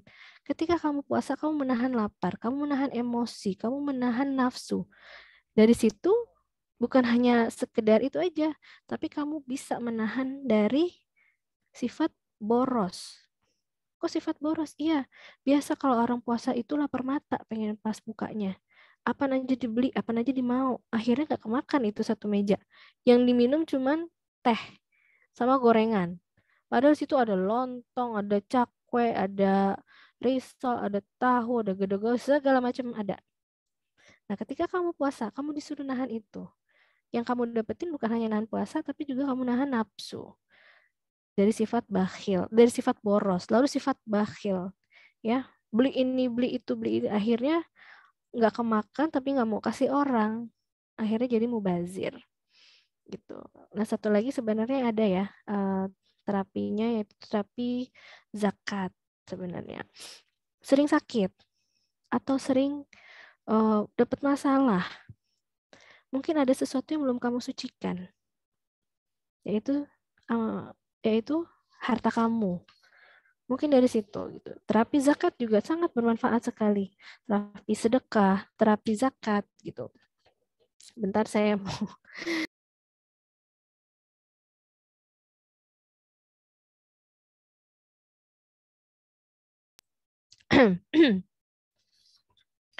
Terapi zakat yang paling juga salah satu terapi yang paling dahsyat ya. Ketika kamu merasa saya sering sakit, saya sering dapat masalah, mungkin ada sesuatu yang belum kamu keluarkan atau kamu sucikan, yaitu zakat. Nah, ini adalah beberapa contoh dari terapi-terapi Islamic self-healing yang biasa kita terapkan gitu sejauh ini dengan klien. Lalu juga dari sini, dari syukur dari Allah untuk Allah, ini akan meminimalisir penyakit-penyakit yang lain, misalnya hedonisme ya. Kalau sekarang tuh lagi zamannya orang-orang lagi euforia. Kemarin-kemarin mungkin sekarang udah banyak yang tutup lagi mall atau tempat. Kemarin ketika dibuka langsung euforia. Orang-orang langsung tuh mall penuh, bioskop penuh. Sifat hedon udah mulai naik lagi pada diri manusia gitu. Kenapa? Karena mereka kayak ngerasa tuh saya habis mengalami sesuatu yang berat, sesuatu yang besar, maka nggak ada salahnya saya bersenang-senang dulu, menyenangkan diri saya. Itu sebenarnya penyakit gitu. Karena apapun yang kita jalankan, yang kita lakukan itu nggak seperti itu gitu. Cukup dengan bersyukur. Bersyukur kamu melewati masa-masa ini dengan baik. Kamu kena, bersyukur. Sekarang kamu sehat gitu. Kamu belum kena, kamu bersyukur. Semoga Allah terus menjaga kamu.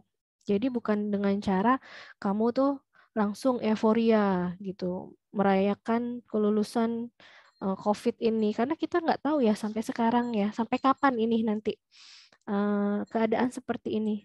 Saya pikir kemarin udah selesai, anak-anak PTM juga sudah mulai tatap muka dari seminggu sekali sudah menjadi seminggu 2 kali, dan saya pikir akan setiap hari, tapi ternyata kita dihadapi lagi oleh varian yang baru. Allah a'lam kan? Makanya kita harus banyak bersyukur atas keadaan kita pada hari ini ya, sampai saat ini, dan jangan lupa juga dari Allah untuk Allah terapinya. Oke, next. Ini adalah penguat kita. Penguat kita, healing kita dari Al-Quran. Gak usah susah-susah, gak usah jauh-jauh. Cukup surat Al-Insyirah ayat 5. Fa inna ma'al usri yusra. Inna ma'al usri yusra. Yakin, apapun yang kamu hadapin, masalah apapun yang kamu hadapin, problem apapun yang kamu hadapin, itu Allah yang janji. Fa inna ma'al usri yusra. Inna ma'al usri yusra. Diulang sama Allah. Ada berapa ayat Al-Quran yang diulang oleh Allah? Ada berapa? Cuman ini. Ya, Allah yang ulang. Mungkin ada beberapa ya. Saya nggak tahu. Mungkin nanti ada yang lebih paham. Usri yusra. Fa inna ma'al usri yusra. Inna ma'al usri yusra. Setelah kesusahan ada kemudahan. Terus Allah ulang lagi. Setelah kesusahan ada kemudahan. Dalam tafsir Al-Misbah, ma'a, fa'ina ma'a itu adalah sesuatu yang sangat dekat kejadiannya. Gitu. Jadi jangan khawatir ketika kamu dapat kesusahan, pasti Allah langsung kasih jalan. Ma'a di sini tuh menurut tafsir artinya adalah pertolongan yang sangat cepat. Allah mengulang tuh sampai 2 kali. Jadi ketika kamu sudah kok masalah seperti ini gitu ya. Tenang aja, tenang. Karena Allah yang janji akan menghadiahkan kita satu kemudahan setelah Allah menguji kita dengan kesusahan. Lalu ayat yang kedua, alladzina amanu wa tatma'innu qulubuhum bi dzikrillah. Ala bi dzikrillah tatma'innul qulub. Tetapi alladzina amanu, kamu harus termasuk orang yang beriman dulu kalau mau zikirnya itu menjadikan hatimu tenang.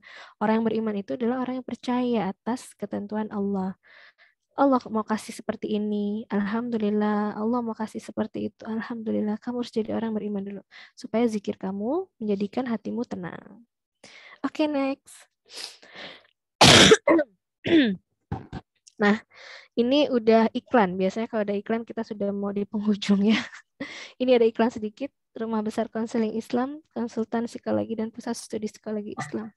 Di sini ada konseling dan konsultasi psikologi secara Islami. Ada juga kita layanan psikotes, IQ, NST, segala macam, asesmen dan training karyawan, serta Pusat Studi Psikologi Islam. Jangan lupa di follow medsosnya yang punya IG, Instagram, dan Facebook. Udah iklannya nggak usah lama-lama. Next. Udah, thank you. Alhamdulillah sudah selesai. Ya, mohon maaf sebelumnya jika banyak kesalahan, jika banyak kekurangan. Silakan Kak Tasya. Masya Allah, Alhamdulillah materi yang disampaikan begitu luar biasa ya Ibu Mia. Walaupun sedang sakit, tapi Masya Allah penyampaiannya sungguh luar biasa. Untuk Bapak dan Ibu, mari kita doakan Ibu Mia agar Allah angkat penyakitnya, Allah kuatkan, dan Allah lapangkan hatinya dalam menerima dan menjadi penggugur dosa juga. Amin. Selanjutnya yaitu sesi tanya jawab. Jika ada yang bertanya, mangga boleh dari kolom chat atau misalkan mau on audio juga boleh. Kita batasi ya 3 pertanyaan aja. Mangga silakan.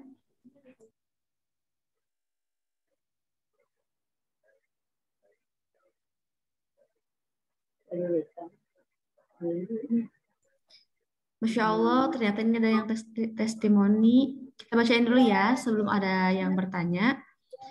Dari Ibu Cahyani, Masya Allah, sejalan dengan yang selama ini saya lakukan terhadap pasien-pasien saya di Poligigi, saya usahakan setiap pasien yang mengeluh sakit gigi, saya ajak bersyukur. Alhamdulillah, saya berharap minimal setiap pasien keluar dari ruangan saya dalam kondisi bahagia meski dengan sakit gigi. Masya Allah. Makin semangat, makin yakin setelah dengar apa yang disampaikan sama Bu Mia. Hatur nuhun Ibu, katanya Bu.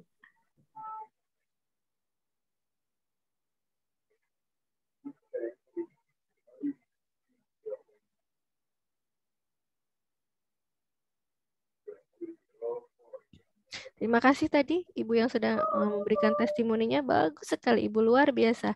Di samping bermanfaat ya sebagai dokter gigi, Masya Allah luar biasa. Semoga berkah, semoga sukses. Ibu juga mengamalkan dakwah ya. Dakwah dalam hal bersyukur. Terima kasih Ibu, luar biasa sekali. Baik, untuk Bapak Anwar, boleh?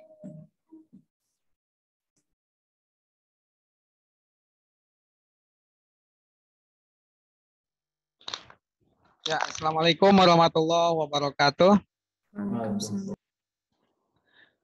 Terima kasih Ibu Miasa Zeli yang telah memaparkan ilmu psikologi Islam begitu begitu memukau ya, yang disangkut pautkan dengan historisitas keislamannya yang juga tak kalah penting ternyata dengan psikologi umum. Dan memang inilah salah satu bukti kebesaran Islam. Apapun itu persoalannya, telah selalu Islam is a way of life gitu ya, omnipresent in Islam gitu kan ya.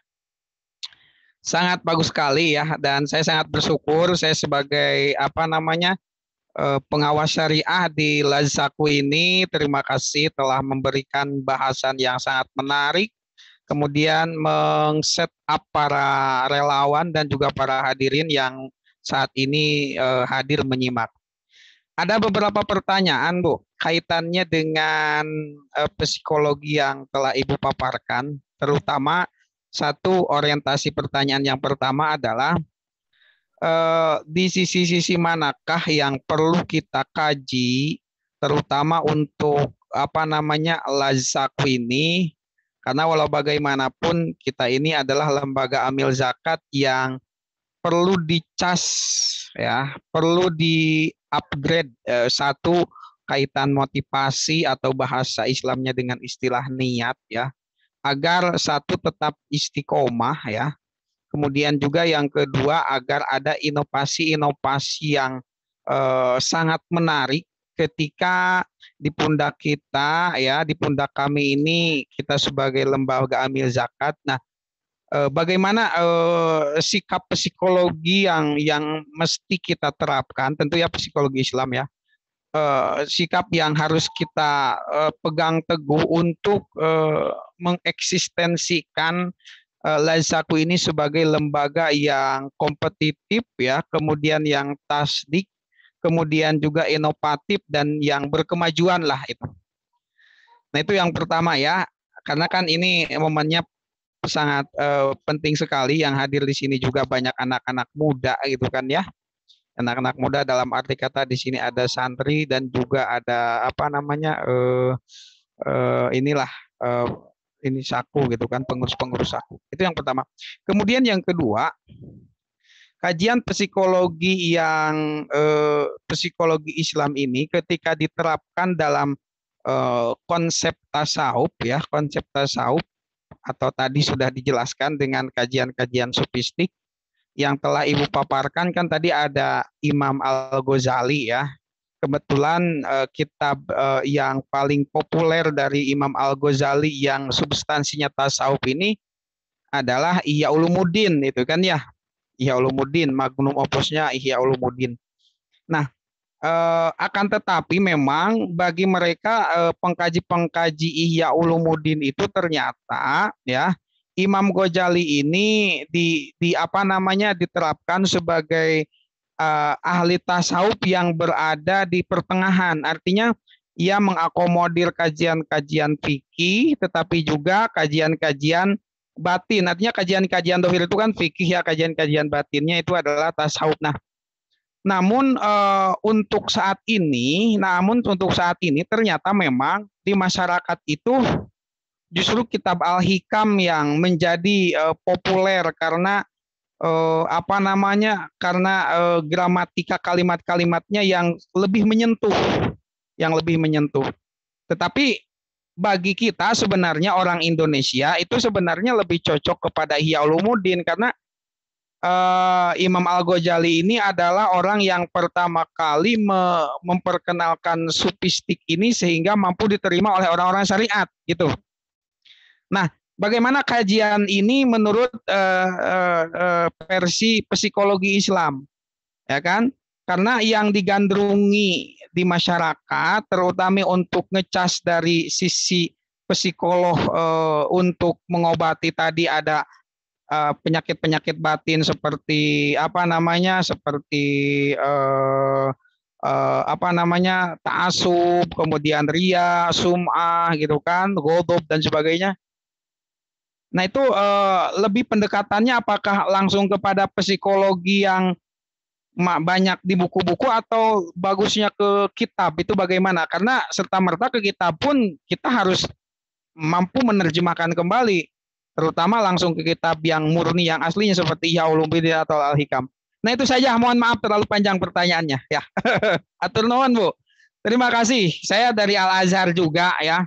Alhamdulillah ini bisa bersilaturahmi. Terima kasih Bu. Alhamdulillah, terima kasih. Langsung dijawab atau gimana nih Kak Tasya? Tunggu satu lagi apa gimana?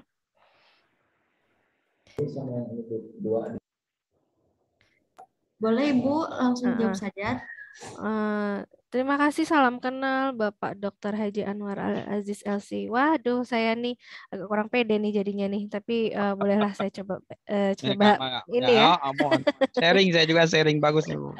Terima kasih Bapak, ini sebuah pertanyaan ya, pertanyaan yang memang menjadi dilematis bagi kami para psikolog atau konselor Islam.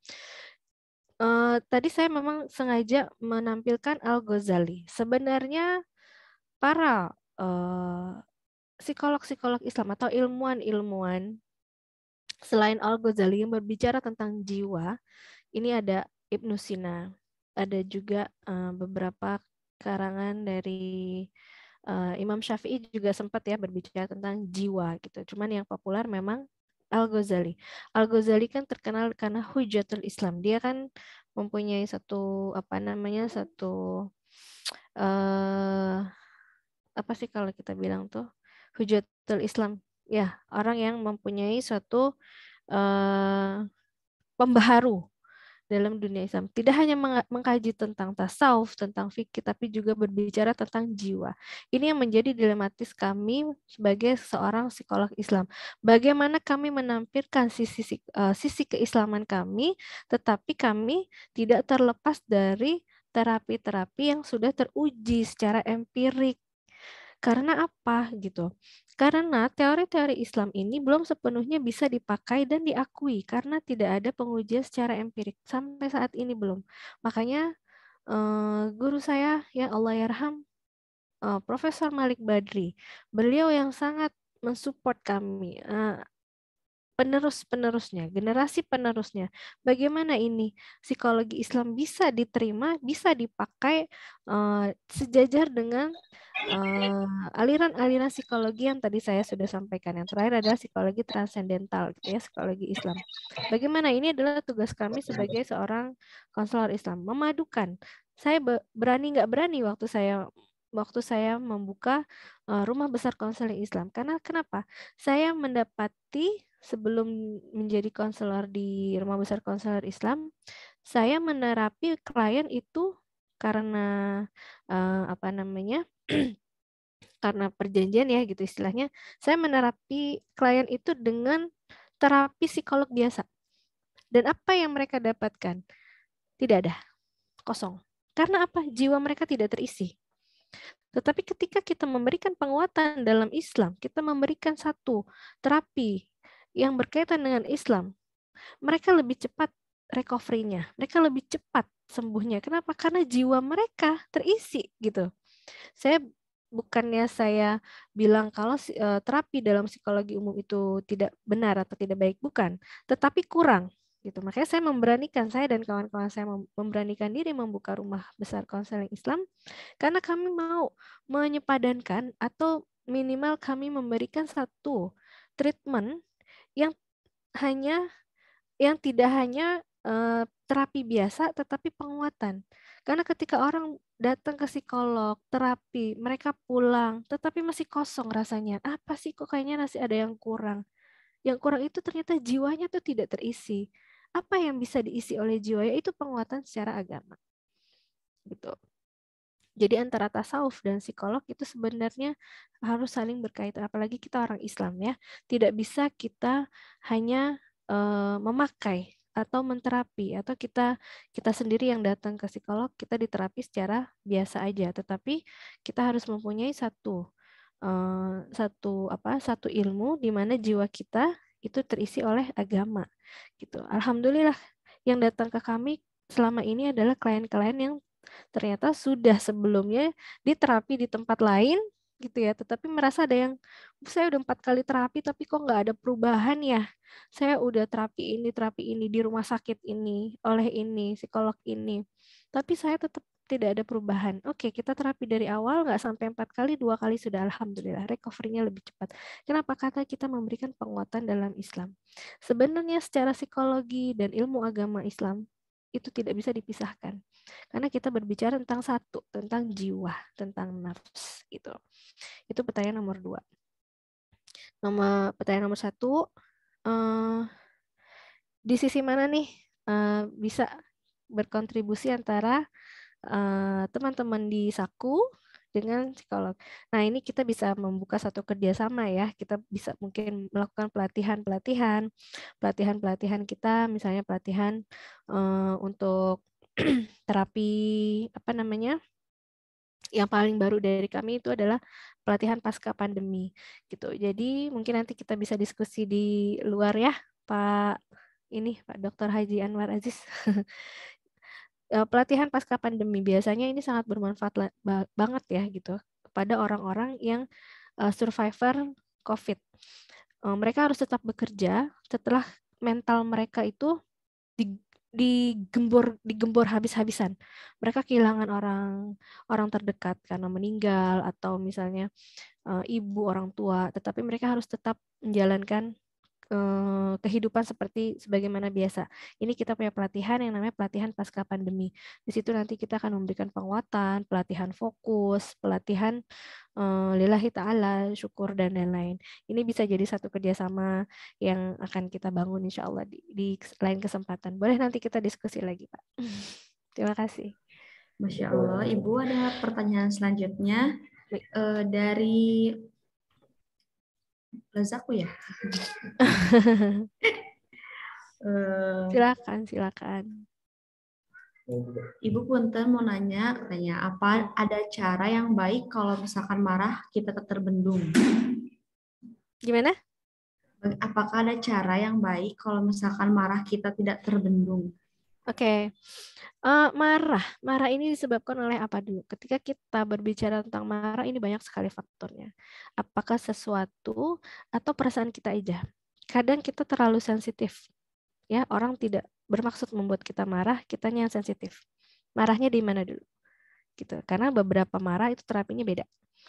Jika ada orang lain yang membuat kita marah, tinggalkan misalnya terapinya terapi fokus, tidak usah fokus sama apapun perkataan orang itu. Tapi ketika kitanya yang bermasalah, ya, apakah kita di salah satu ciri-ciri orang yang stres atau orang depresi itu sensitif, low mood. Moodnya low banget, jadi sedikit-sedikit nah marah gitu. Padahal orang itu tidak mengucapkan sesuatu yang bikin dia marah atau melakukan sesuatu yang tidak bikin dia marah sebenarnya gitu. Nah, marahnya itu dari mana? Apakah dari orang lain atau dari diri kita sendiri gitu. Itu harus tahu dulu kita sumber marahnya dari mana. Apakah kita yang terlalu sensitif ya? Bisa jadi karena kita stres atau kita cemas gitu. Kita harus tahu dulu sumber marahnya dari mana. Insya Allah, Ibu kalau MC boleh bertanya tidak? Nah, silakan Kak Tasya, boleh. Ibu kan kalau misalkan introvert itu kadang-kadang kalau menghadapi banyak orang cemas, capek, jadi takut dan lain sebagainya. Apalagi kalau misalkan dapat lingkungan yang tidak sefrekuensi. Nah, betul. kalau misalkan hal seperti itu bisa disebut dengan gangguan mental nggak Ibu? Soalnya kayaknya sangat tertekan gitu. Iya, betul. Ini siapa nih? Kak Tasya nih, kayaknya enggak. Enggak. Ini bagus, lancar kok. Bagus sekali, hebat sekali Masya jadi Allah. MC malam ini. Keren banget. Oke, kita berbicara tentang introvert. Introvert ini adalah satu keadaan, bukan gangguan. Bisa diterapi, bisa dievaluasi, bisa. Bisa dievaluasi, bisa diterapi, bisa. Ini kan hanya satu keadaan di mana kita merasa insecure yang tadi ya, perasaan tidak nyaman. Ini bisa kita sembuhkan karena ini bukan penyakit ya. Ini bisa kita terapi dengan terapi fokus atau terapi realita. Kalau orang introvert itu kita harus kasih pemahaman realistis. Kamu takut kenapa? Takut diketawain orang. Misalnya kalau kamu ngomong di depan umum, nggak ada yang ngomongin, nggak ada yang ketawa kan buktinya, gitu loh.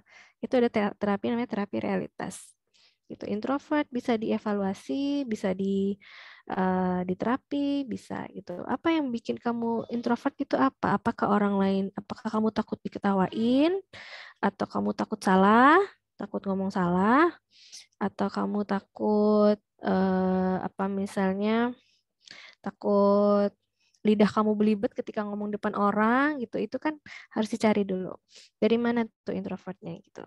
Nah, kalau kamu ketemu sama teman yang tidak sefrekuensi, lingkungan yang tidak sefrekuensi, terus kamu nggak nyaman, belum tentu kamu introvert, belum tentu itu introvert gitu. Itu adalah masalah kenyamanan. Ya, umur saya nih ya, umur saya ya nggak beda jauh lah sama kamu Tasya, paling 2 tahun. Bohong ya.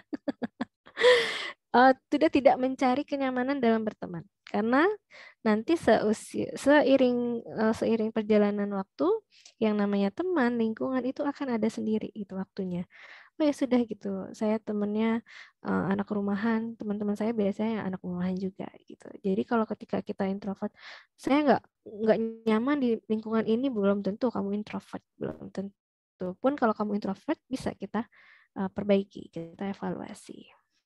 Begitu Kak Tasya. Masya Allah, untuk Ibu Rini Handayani, nanti insya Allah kita akan langsung sambungkan ya kepada Ibu Mia di Rumah Sehat Psikologi ya, agar dapat terapi secara langsung dengan Ibu Mia.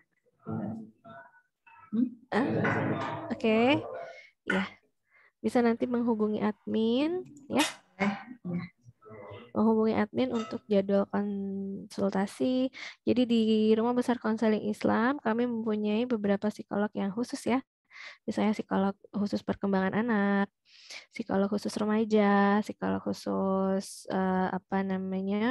konseling pernikahan, traumatis, klinis dan lain-lain. Insya Allah nanti kami akan siap membantu. Silakan menghubungi admin untuk jadwalnya. Baik, pertanyaan selanjutnya dari Ibu Reni. Mohon gambaran terapi fokus untuk meninggalkan sesuatu yang bikin marah tapi tidak penting, tidak prioritas. Gimana? Terapi fokus Untuk marah yang Mohon gambarannya untuk terapi fokus, meninggalkan sesuatu yang bikin marah, tapi tidak penting dan tidak prioritas. oh gitu. Tapi dia bagus loh. Bu Reni ini bagus loh. Tahu ini marahnya nggak penting sebenarnya. Saya nggak penting marah-marah di sini. Ini bukan prioritas saya buat marah-marah ya gitu misalnya ya. Bagus loh Ibu. Gampang. Kalau misalnya kita sedang mau menghadapi marah ya, gini. Misalnya ada orang yang bikin kita marah atau sesuatu yang bikin kita marah. Kita langsung alihkan pandangan kita ke satu benda. Misalnya orang itu yang bikin kita marah ada di depan. Langsung kita nengok, kita langsung lihat lukisan misalnya. Langsung kita fokus sama lukisan. Memang ini harus harus ada pelatihannya ya. Pelatihan fokus. Tapi cara yang paling gampang gitu. Tidak usah fokus sama orang yang bikin kita marah, kita langsung nengok atau ke bawah atau ke atas, fokus dengan barang yang pertama kali kita lihat. Misalnya kita langsung ke bawah gitu, kita lihat sendal, oh kita fokus sama sendal, oh itu sendal kanan, sendal itu kayaknya belum dicuci, itu sendal segala macam ya, itu mungkin harganya sekian, fokus aja sama sendal langsung, gak usah fokus sama orang yang bikin kita marah. Gitu. Terapi fokus ini memang nggak bisa langsung kita dapatkan gitu hasilnya, tapi dengan latihan-latihan. Sholat itu latihan fokus. Bagaimana kita fokus ke arah tempat sujud, gitu ya? Kita kurangin tuh. Aduh, saya lagi sholat. Saya kadang-kadang kan gini, ada meme gitu ya. Kalau kamu lupa naruh sesuatu, kamu sholat dah, gitu. Ntar pasti ingat tuh pas lagi sholat. Biasanya gitu. Orang yang tadinya lupa nggak tahu mau taruh di mana itu barang, tapi ketika sholat kamu baru ingat tuh biasanya gitu. Makanya ketika sholat coba kita mulai terapi fokus ketika kita sholat, fokus ke arah sujud ya gitu. Lemparkan semua kebisingan, saya lagi sholat, saya nggak boleh mikirin apa-apa, fokus gitu. Jadi terapi fokus gitu. Jangan fokus sama seseorang atau sesuatu yang bikin kita marah, tapi langsung kita alihkan. Itu yang paling gampang, yang paling cepat. Gitu. Tapi dengan latihan. Oke. Mudah-mudahan mudah-mudahan sampai ya maksud saya ya. Ada lagi kata Tasya? Ada Ibu, pertanyaan terakhir sepertinya, tidak ada yang bertanya lagi. Katanya Ibu, bagaimana mengendalikan emosi ketika ruhiyah kita down?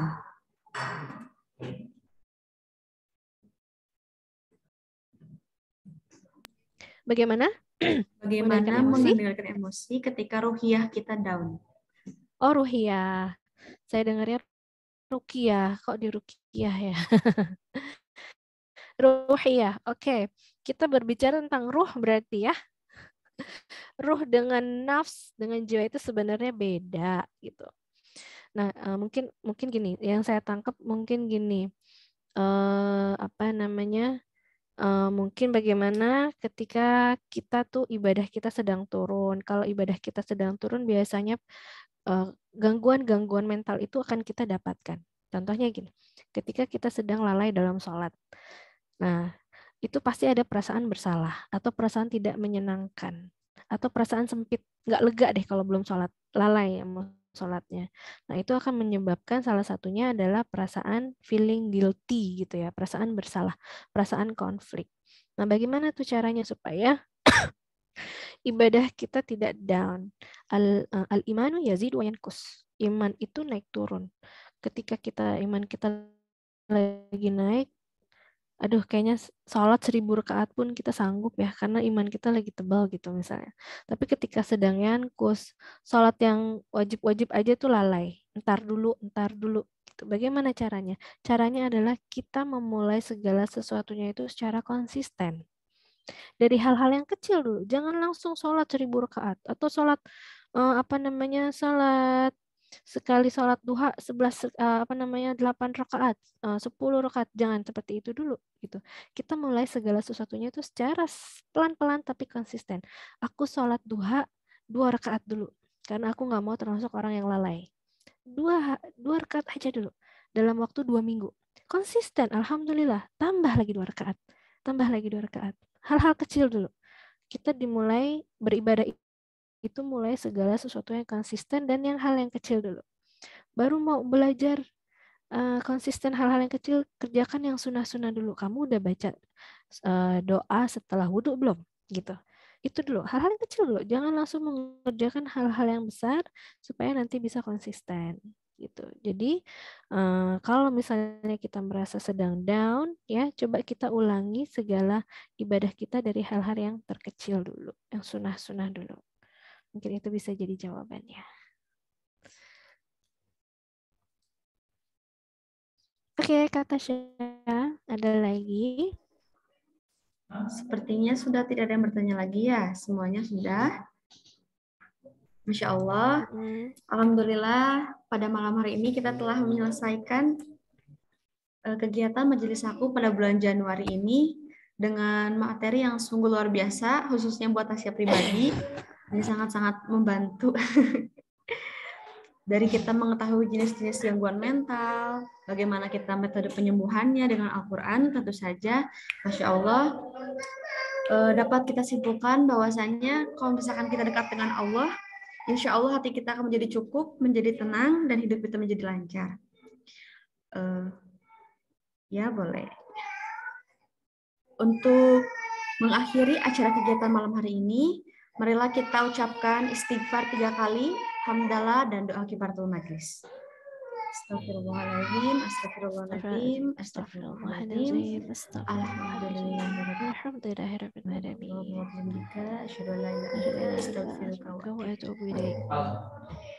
Masya Allah, alhamdulillahirrahmanirrahim.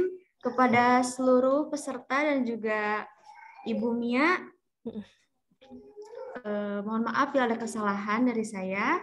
Wabillahi taufiq wal hidayah. Wassalamualaikum warahmatullahi wabarakatuh. Waalaikumsalam warahmatullahi wabarakatuh. Terima kasih juga. Ibu. Ya, sama-sama. Terima kasih untuk semuanya. Wa'iyyakum. Semoga Allah senantiasa memberikan kita ketaatan, kesehatan yang sempurna. Mudah-mudahan kita bertemu lagi dan mohon maaf atas segala kekurangan dan kesalahan. Salam sehat semua. Salam sehat. Salam sehat semua. Semoga selalu dilindungi. Salam waras, boleh. Harus tetap waras. Saya izin untuk leave ya, untuk istirahat. Terima kasih semuanya. Alhamdulillah. Assalamualaikum warahmatullahi wabarakatuh. Waalaikumsalam warahmatullahi wabarakatuh.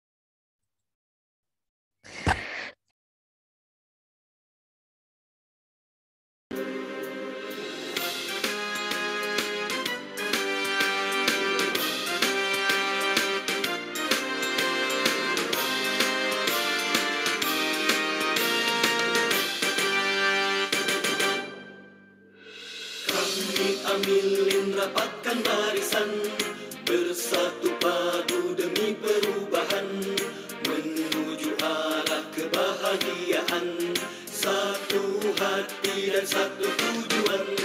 Kami Amilin menyongsong masa, umat ini membina buana, menggenggam dunia merindu surga, jika kemakmuran dirasa bersama. Bergerak, melangkah, raihkan kemenangan, tolong menolong dalam kebaikan, hanya Allah sebagai sandaran. Bersama kita menatap ke depan, bahu-membahu dalam satu tujuan, berdedikasi, jujur amanah, gerakan zakat Indonesia. Bersama kita menatap ke depan, bahu-membahu dalam satu tujuan, berdedikasi, jujur amanah, gerakan zakat Indonesia.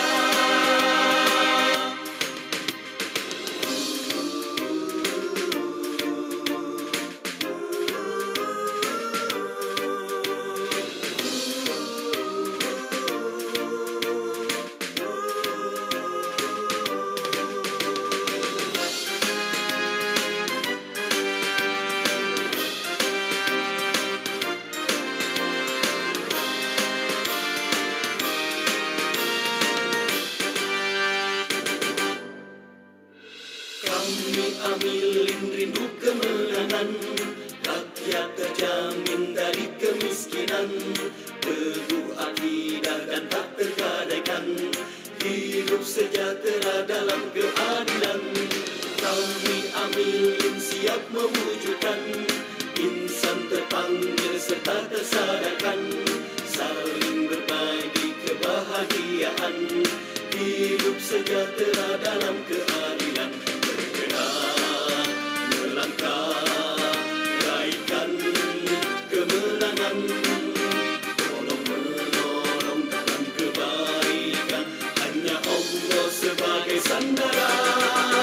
Bersama kita menatap ke depan, bahu-membahu dalam satu tujuan, berdedikasi, jujur, amanah, gerakan zakat Indonesia.